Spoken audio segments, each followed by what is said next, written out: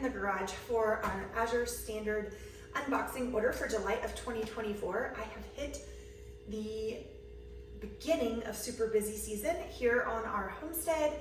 It is, everything's starting to come into harvest, time to start preserving things. Our choke cherry tree, I'm going to be going out and picking today because the choke cherries are done or are ripening, and you have to beat the raccoons and the other mammals and birds to them, or else they get all the good choke cherries, and nobody wants that to happen. So, all that to say, I just got back from Young Living Convention. We're prepping to go on our anniversary trip, and it's a little busy. So, I haven't gotten to the content that I was hoping to get to, but you will at least be getting unboxing videos, and Lord willing, I will be getting some more content in between them for you. But for right now, let's jump into our July order from Azure Standard. So I have here 2 boxes of Rumiano butter. Here we go. I'll show you here because I haven't opened them yet. Our Azure order was actually delivered while I was gone in Salt Lake City for Young Living Convention. So I am really just getting a chance to take a look at it here these couple days. So it's not all unpacked yet, but I wanted to show you guys while everything is ready so that we get it to you. All right, so I have 12 packs of the Rumiano unsalted butter. We use a lot of butter in our house because butter is so amazing for you. It is grass-fed, it is fantastic. It is the closest I have found to Kerrygold. So Kerrygold is one of my favorite butter brands if I'm buying it just in store. Oftentimes Costco has a really great deal on the Kerrygold. However, we live in Gasper, Wyoming. There's not a Costco here. We have to drive down to Denver to get down there. So I frequently will order our butter from Azure in the 12 packs. It was also on sale this last month, so that's why I went ahead and snagged 2, because you never want to run out of butter. Never run too low on butter, and oftentimes when you start getting closer to the holiday season, which will be here when you blink, because we're at the end of July, right? Like all of a sudden it's going to be time to do all of our holiday baking, and you need butter, and sometimes it's harder to find around that time. So I went ahead and grabbed those. Let's go here next. This olive oil, I actually have to contact Azure because it leaked, even though it is sealed. So you can see it is low here. That's not normal. Normally it's all the way up here, so I'm going to be reaching out to them this afternoon. This is our organic extra virgin olive oil. It's cold pressed. You guys, Azure has one of my favorite olive oils. If you are unaware, most olive oils these days, even the organic ones, are cut with inferior oils and cheaper oils. They're cut with things like soy and canola, and it does not have to be put on the label as long as it's also organic soy or organic canola. They're allowed a certain percentage and can still say 100% pure organic extra virgin olive oil. So you want to be sure that you are researching your olive oil, the brands that you're getting a really solid one. I've also recently learned from the Weston A. Price Foundation that there are specific kinds of olives that produce different types of fats in the olive oil, and so not all of them are actually even really good for you. So Azure is one of the ones that is, and we buy it in the gallon size because it's cheaper per ounce, and we're always using olive oil. So hopefully we can get a good credit or a replacement for that lost olive oil. Azure customer service is fantastic. If you've never had to deal with them before, as long as you're reaching out very quickly after your order, you have no worries about that. So, okay, next up, we'll tackle this before I forget that I haven't talked about it over here. And we're still building up our chicken feed store. So this is the Scratch and Peck Feeds Layer Mash. We have started fermenting this, and it's working well. It does have, because it's the mash, there is some, there's whole grains in here still, but there's some mushy parts when you ferment it. I just kind of spread that out along with the rest of it, and the chickens eat it just fine. My husband has a hard time with it fermented. He said it makes him almost vomit because he handled it while I was out of town. Doesn't bother me, we ferment things all the time, but just heads up, if you have a very sensitive stomach, that might be an issue.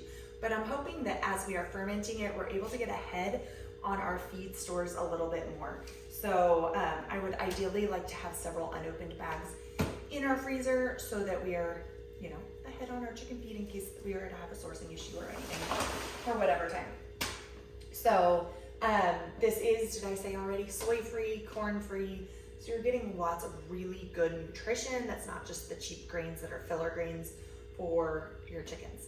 And then when you ferment it, which we're only doing some of the feed fermented just because of our current circumstances and time allowance and figuring out all the things. But when you ferment it, of course, that opens up the grains, just like if you're fermenting or sour living a grain for human consumption. Same thing for your animals, is that it's going to make it more easily digestible and unlock even more nutrition. I'm noticing that since we've done it, I have not officially kept track of our egg production. I want to get a good little board to kind of mark that on, but I think our egg production has gone up. It seems to have since we have started fermenting the last few weeks, so that's exciting. All right, moving right along. Force of Nature, you guys, they have fantastically sourced and raised meats.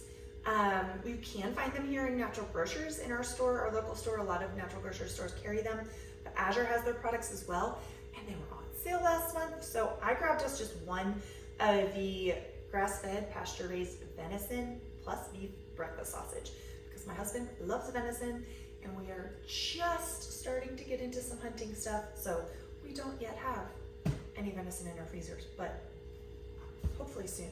That would be fantastic. All right, so I've got that. And then last month we tried, this just came out of the freezer, so it's all like shiny. We tried the uncured beef summer sausage from Organic Valley, right? Organic Prairie, I'm sorry. Organic Prairie. This is the hickory smoked.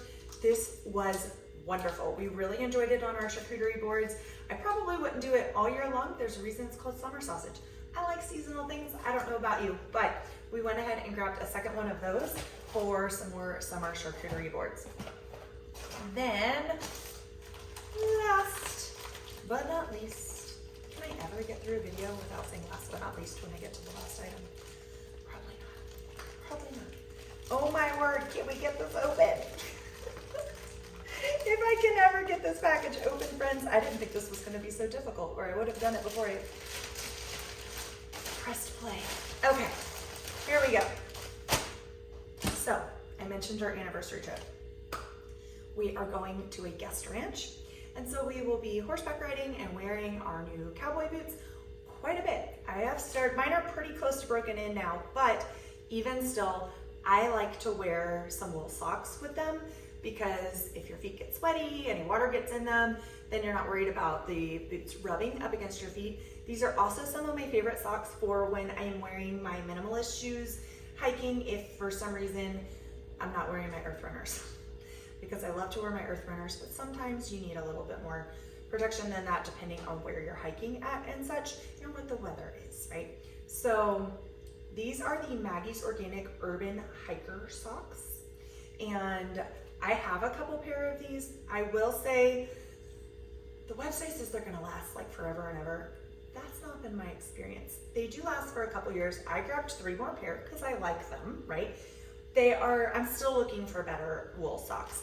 They are merino wool. However, they also have, does it say? Yeah, like it's 62.4% wool. And then you have 36% nylon and 1.6% spandex in here. So I'm still looking for more wool sock that is a like urban hiker kind of sock, similar cut.